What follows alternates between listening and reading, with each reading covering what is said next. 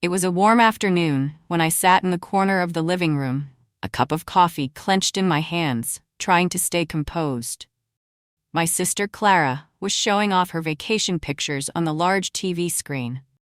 "Look at me on the Eiffel Tower," she exclaimed with a sparkle in her eyes, flipping through the photos of her latest globe-trotting adventure.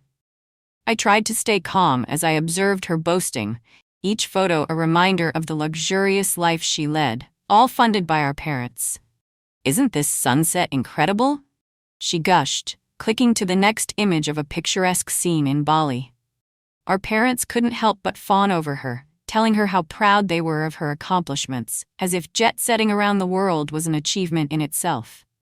Meanwhile, I had spent the past year working relentlessly, juggling multiple jobs just to keep up with the bills. By day, I worked as a barista. In the afternoon, I tutored local students. And at night, I assisted at the hospital lab to help fund my studies. My dream of becoming a medical researcher felt like it was slipping away, as every paycheck I earned went into paying for textbooks and tuition fees. Before we dive in, we'd love to hear from you. Drop a comment below letting us know where you're watching from and what time it is for you right now. We're excited to connect with all of you, so don't forget to like, subscribe, and hit that notification bell for more amazing content. Now back to the story. My name is Jane Winters, and while my 23-year-old sister Clara had just come back from her $50,000 soul-searching journey, I was barely scraping by, my savings account sitting at a mere $45. I could hear my sister's voice booming through the room as she clicked through more pictures. "And this one's from Tokyo. I just landed my first sponsorship deal. My follower count is skyrocketing." Our dad beamed with pride as he leaned forward, saying, "That's fantastic, Clara. You've done so much with your life, way better than sitting in a lab all day." His words stung, and I noticed the subtle glance he threw my way, making it clear where he thought my future was headed. They had dismissed my request for help with my tuition last year, saying they couldn't afford it. But just 2 weeks later, they were buying Clara a first-class plane ticket to Japan. "Speaking of my career," Clara continued, oblivious to my frustration, "I've been thinking of turning the guest house into a content studio for my brand. I need a space to really focus on my business." The guest house. That was supposed to be the place I'd move into when I finished my degree. It had been my plan for months. But now, Clara wanted to turn it into her personal studio for Instagram photos. I couldn't hold back a laugh. It was sharp and a little bitter, and it made everyone stop and stare at me. "Something funny?" Clara asked, raising an eyebrow. "No," I replied, trying to compose myself. "Just thinking about timing, that's all." I stood up, walking out onto the porch to get a moment of space. As I stepped outside, my phone buzzed. It was an email I had been waiting for all day. I quickly opened it, my hands trembling slightly as I read the contents. The email confirmed that my research paper had been accepted by a prestigious medical journal, and Horizon Pharmaceuticals wanted to offer me a job based on my groundbreaking research. I walked back into the living room, trying to steady my emotions. Clara was still sitting there, flipping through her pictures. "And this one's from my trip to Paris. Can you believe I got invited to a private dinner with a famous chef?" she exclaimed, clearly reveling in her newfound celebrity status. I had to take a deep breath. "I've got a few photos to share as well," I said, pulling my laptop out of my bag and connecting it to the large TV. Clara glanced over, her face twisting into a smirk as she saw the photos loading on the screen. "Let me guess," she teased. "More pictures of chemistry experiments? How boring." I clicked to the first slide, revealing a complex chart and molecular diagram. Clara's eyes glazed over immediately, but I wasn't concerned about her reaction. This was for Dad. I needed him to understand what I had been working on. "This," I began, as I clicked to the next slide, "is the research I've been doing while working multiple jobs to pay for my degree. Research you never helped me with." The next slide showed a breakthrough in my experiments, evidence of a new chemical process that could revolutionize the production of pharmaceuticals. Dad leaned forward, his eyes narrowing as he recognized the significance of the data. "What is this?" he asked, his voice barely a whisper. "This is what I've been working on," I replied, clicking to the final slide. Horizon Pharmaceuticals has offered me a lead research position with a salary of $150,000, plus royalties on any drugs developed using my process. The silence in the room was deafening. I could see Clara's perfect smile falter as she processed the information, while Mom froze, her glass of wine halfway to her lips. Dad just stared at the screen, his mind processing what he was seeing. "But that's not fair," Clara finally sputtered. "You can't just... I'm the one who should be the successful one." "Supposed to be what?" I asked quietly, my voice calm despite the anger I was feeling. "The one who gets everything handed to her? The one who travels the world while I work myself to exhaustion?" "Olivia," Mom began, but I held up my hand, cutting her off. "No," I said, my voice steady. "Let me finish. While you were spending $50,000 to send Clara on a find-yourself tour, I was discovering something real. Something that matters. I discovered that I don't need your approval. I don't need your money. I certainly don't need to sit here and pretend that what you've done is okay." I stood up, gathering my things. I glanced over at Clara, who was already looking at her phone. "Oh, and about the guest house," I continued, "you might want to put a hold on those renovation plans. My contract with Horizon includes a clause about maintaining a private research space. That lab you want to turn into your personal studio? It's where I made the discovery that will fund my future."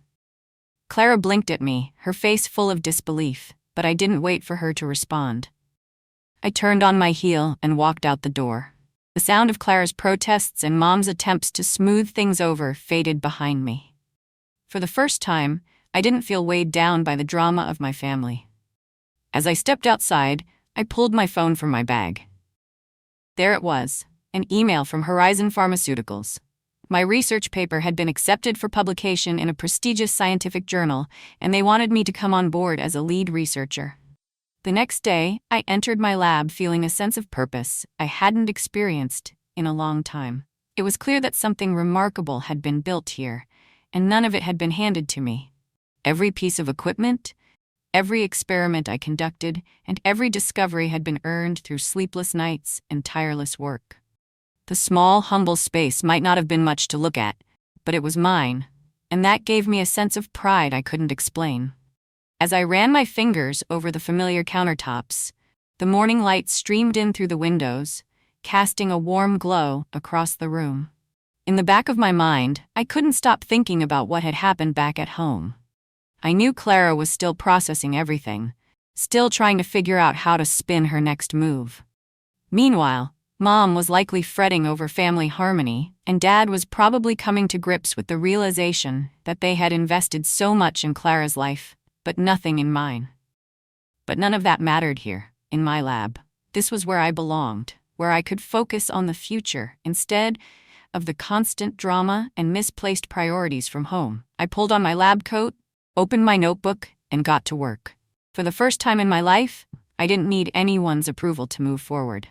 Sometimes, the best form of revenge isn't about holding grudges or getting back at people. It's about rising so far above those who doubted you that they're forced to recognize your success. And that's exactly what I plan to do. As I focused on my experiments, I felt more at peace than I had in a long time. The distractions from the past were behind me, and my future was starting to unfold exactly as I had hoped. That week, things started to spiral. Clara, always the master of manipulation, began posting more photos on her social media, photos from our childhood with captions like, "Some people forget where they came from," and "Family should support each other's dreams." I almost admired the commitment she had to the victim narrative she had been spinning. Almost. My phone buzzed incessantly with messages from distant relatives, many of whom sided with Clara, at least initially. After all, they had seen her carefully curated Instagram posts about finding herself, while I had been quietly grinding away in the lab. To them, I must have seemed like the jealous older sister, bitter because Clara was receiving the attention I wasn't. Then things began to shift. The local paper ran a feature about my research. Local scientist makes groundbreaking discovery in pharmaceutical development. The article included details about my hard work and dedication, mentioning how I had been working multiple jobs just to fund my education and research. It also highlighted a quote from one of my professors about my extraordinary intellect and commitment to the field. Clara's next Instagram post was a lot less confident than the ones before. She wrote, "Some people will do anything for attention." I could barely contain my amusement as I read her post. I was in my lab later that day, reviewing contract details with Horizon's legal team, when Mom showed up unannounced. She didn't call ahead. She probably knew I wouldn't answer. "Olivia," she said, hovering awkwardly in the doorway, "we need to talk about this situation." I looked up from my papers, confused. "Which situation? The one where you funded Clara's world tour while I worked 3 jobs, or the one where Clara's trying to paint me as the villain because I succeeded without your help?" Mom sighed, clearly frustrated. "Don't be dramatic, Olivia. You know we would have helped if we could." "You could have," I interrupted, "but you chose not to. There's a big difference between not being able to help and deciding not to." She shifted uncomfortably, clutching her designer purse tightly against her chest. "Your father and I have been talking, and we think maybe we could work something out. Help you with your research, now that we see how serious you are about it." I couldn't help but laugh, though it was more out of disbelief than humor. "Now that it's successful, you mean now that there's money and recognition involved?" Mom shifted uncomfortably, but before she could respond, my phone buzzed. It was Horizon Pharmaceuticals, confirming the details of the contract signing. "I have a meeting to take," I said, standing up. "You can show yourself out." Mom lingered for a moment, perhaps hoping I'd soften and let her fix things. But when I didn't, she turned and walked out, her expensive heels clicking against the floor. The following morning, I walked into the lab, feeling a sense of satisfaction I hadn't known in years. My breakthrough was official. The world would soon know about the discoveries I had made, and I didn't need anyone's approval to feel proud of what I had achieved. As I ran my hand over the familiar surfaces of the lab, I realized that everything I had built had come from my own hard work. This was my success, earned through late nights and early mornings, not handed to me on a silver platter like some people I knew. In the back of my mind, I knew my family was still grappling with the reality of everything that had happened. Dad had come by the previous day, trying to convince me that I needed him and Mom to guide me through this. But I couldn't shake the feeling that they had given Clara everything they could, while I had been left to fend for myself. The moment I had told them about my contract with Horizon Pharmaceuticals had been surreal. Clara's face had gone pale, her Instagram influencer persona cracking in real time. But it wasn't just her reaction that had stayed with me.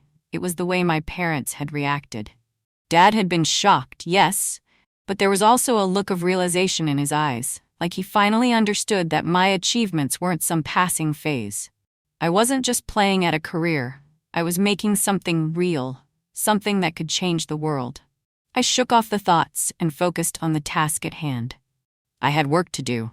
I had spent years in the shadows, always second to Clara's spotlight, but now it was my turn to step into the light. I had earned it. And with this latest development in my research, I knew I was about to make waves in the scientific community. That afternoon, things began to shift again. Clara posted another update, this time declaring that she was starting her wellness coaching business. While some people chase fame through their careers, others stay true to their authentic selves, she wrote, as if her own lack of effort hadn't been the cause of her downward spiral. I found the irony amusing. For someone who spent so much time flaunting her perfect life on social media, she had suddenly become a wellness coach, trying to find meaning in life. Maybe she was finally coming to terms with her own journey, realizing that the things that mattered to me were things she hadn't even considered until now. Later that day, Mom showed up at my lab, much like the previous visit. But this time, there was a difference. Her usual polished look had faded, and she seemed more vulnerable. She told me that she had been thinking about what I said, she had been reflecting on her choices, and she finally saw the bigger picture. "We're selling the beach house," she said, catching my attention. "We've decided to help Clara with her college tuition instead of funding another round of her travels. She needs to learn what you learned, that success doesn't come from handouts."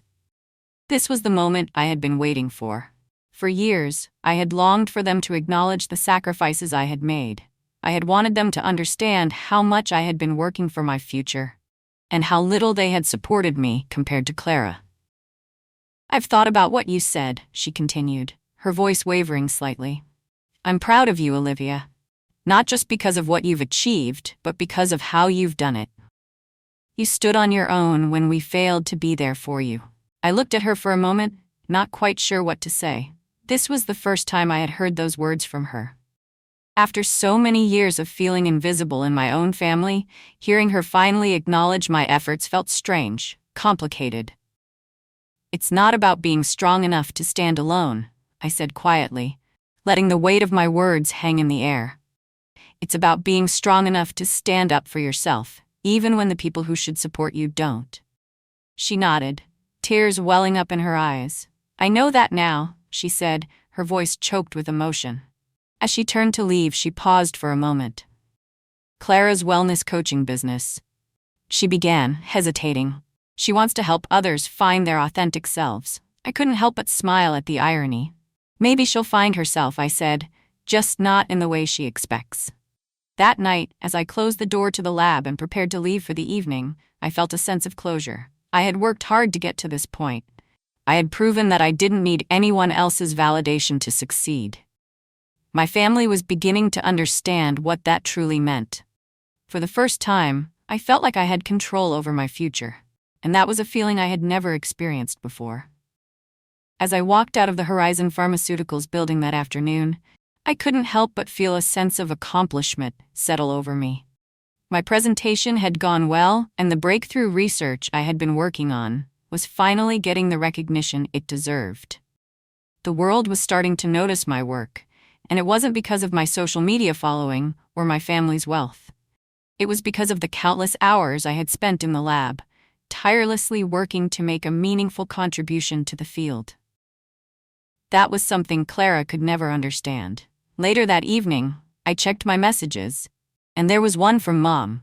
She had sent me a photo of Clara, sitting at the kitchen table, with her textbooks spread out around her, looking like she was genuinely trying. "She's really trying," the message read. "Thank you for showing her that it's possible." It was a bittersweet moment. It wasn't the apology I had wanted from them, but it was a step in the right direction. Maybe Clara would finally realize that success wasn't about posing for pictures in front of luxury hotels. It was about working hard, making sacrifices, and building something real. Dad had sent a simpler message, just a few words that hit me harder than I expected. "You would have made your mother proud." I'm sorry I didn't say that sooner. I wasn't sure how to respond, but I felt something shift in me. I had spent so long waiting for my parents to acknowledge my achievements, to show that they cared about my success. But now, it seemed like they were finally seeing me for who I was, not as the second-rate child in comparison to Clara. I stepped out onto the balcony of my hotel room, overlooking the Paris skyline. Somewhere in my suitcase was Clara's old travel journal, the one she had left with me after our last conversation. She had told me she thought I might want to see the difference between who she had been then and who she was now. I pulled the journal out, flipping through the pages. Most of it was filled with posts about finding herself, pictures of her posing in front of expensive restaurants and resorts, captions about self-discovery, and vague reflections on life. But as I read on, I noticed something had changed. In the margins of the pages, Clara had started writing new notes, honest ones. "I was afraid of being ordinary," one note said. "I didn't realize that extraordinary takes work." Another note, written next to a picture of her pretending to study at a cafe, read, "Olivia was actually studying while I took this. She was building her future while I was pretending to have one." I smiled softly as I read her words. It wasn't an apology, but it was something more important. It was recognition. Clara had finally started to see what I had been doing all along. She had started to understand that I wasn't just the quiet, responsible older sister. I was working to build something meaningful with my life. I had always been building, even if no one had noticed. As I read, my phone buzzed again. It was a video call from my family. I answered to find them crowded around the kitchen table. Clara's textbooks were still visible in the background, a symbol of how far she had come since her Find Yourself tour. "How was the presentation?" Dad asked, his voice filled with concern. It went well, I said, feeling a sense of pride. The new research is getting a lot of attention. We watched the live stream, Clara said quietly. I actually understood some of it this time, the part about enzyme catalysis.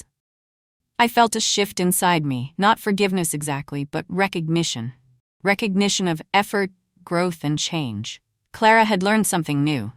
For the first time, she was truly curious about something beyond her own carefully curated Instagram life. My next experiment involves some basic concepts you're probably covering in your chemistry class, I said, my voice softening. If you want, I can walk you through it when I get back. Clara's face lit up with genuine interest, not the exaggerated enthusiasm of her influencer persona, but a real curiosity about the work I was doing. I'd like that, she said, her voice sincere. Mom wiped a tear from her eye, and Dad pretended to focus intently on his coffee cup. Some things hadn't changed. We were still awkward with real emotion, still struggling to connect with one another. But other things had changed, profoundly. The beach house had been sold, and Clara was going to college instead of continuing her endless travels. My parents had downsized, no longer living in a house that required them to keep up appearances they couldn't afford. And I was making real progress in my research, leading to breakthroughs that would help people for years to come. I should go, I said, glancing at the time. I have an early meeting tomorrow. Mom nodded, her voice thick with emotion. But Olivia, we're so proud of you. Not just for what you've achieved, but for who you are. I know, I said quietly. I am too. After ending the call, I stood there for a moment, looking out over the Paris skyline. Clara had come here searching for herself in luxury hotels and filtered photos. I had found myself in late nights in the lab, making coffee at 5 a.m. and tirelessly working to make something meaningful. We both ended up in the right place, just by very different paths. My phone buzzed one last time, a private message from Clara. Aced my chemistry quiz today. Turns out I'm not as bad at science as I thought. Maybe it runs in the family. I typed back. Maybe it's not about what runs in the family. Maybe it's about what you're willing to work for. Her response came quickly. I'm learning that, finally. I smiled and put my phone down. Tomorrow would bring new challenges and opportunities. But for tonight, I felt content. Sometimes, the longest journeys aren't measured in miles traveled, but in truths learned along the way. The next morning, I stood on the stage at the international conference in Paris, delivering my research findings to a captivated audience. The sense of pride I felt in that moment was indescribable. The work I had been doing for years, often in the shadows with little recognition, was now being acknowledged by some of the most respected scientists in the world. My research was groundbreaking, and it was making an impact. The irony wasn't lost on me as I looked out over the room. I was staying at one of the same hotels where Clara had posted photos during her self-discovery journey, her perfectly staged pictures from her luxury vacations. Yet, while Clara had used those trips to craft a facade of success, I was here building a legacy based on real work and real achievements. No filters, no staged poses, just a real sense of accomplishment. After my presentation, the applause was overwhelming. I was approached by several industry leaders who wanted to collaborate and learn more about my findings. It felt surreal, but it was the culmination of years of hard work and determination. I didn't need the validation from my family or social media followers. I had built something real, something that would outlast the fleeting trends of influencer culture. As I walked back to my hotel, my phone buzzed with a message. It was from Mom. She had sent me another picture of Clara studying at the kitchen table. She really is trying, Mom wrote. Thank you for showing her it's possible. It made my heart swell with a mix of emotions. It wasn't the apology I had expected, but it was a start. Clara was finally starting to understand what it meant to work for something. Maybe, just maybe, she would realize that success wasn't handed to you, it was earned. A few hours later, I checked another message from Dad. You would have made your mother proud, it said simply. I'm sorry I didn't say that sooner. The words hit me harder than I expected. I had spent so many years waiting for them to see my worth. To hear it from Dad, after all these years of feeling invisible, was more than I could have hoped for. He finally saw me, not just as the responsible daughter, but as someone who was making a real difference. That night, I reflected on the past year as I looked out over the Paris skyline from my hotel room. Somewhere in my suitcase was Clara's old travel journal, the one she had left with me after our last conversation. I had read through it the night before, and I couldn't help but smile at the changes I was starting to see in her. She had filled the pages with notes about how she had finally begun to understand the value of hard work, and the realization that she had been pretending to have a meaningful life all along. I flipped through the pages again, reading the new entries. I was afraid of being ordinary, one note said. I didn't realize that extraordinary takes work. Another note, next to a picture of her pretending to study at a cafe, read, Olivia was actually studying while I took this. She was building her future while I was pretending to have one. It was a small acknowledgement, but it was enough. Clara had started to understand what it took to build something lasting, something meaningful. Maybe she would never fully grasp the sacrifices I had made, but she was beginning to see the value in hard work. Later, my phone buzzed once again. It was a message from Clara. Aced my chemistry quiz today. Turns out I'm not as bad at science as I thought. Maybe it runs in the family. I smiled as I typed back. Maybe it's not about what runs in the family. Maybe it's about what you're willing to work for. Her response came quickly. I'm learning that. Finally.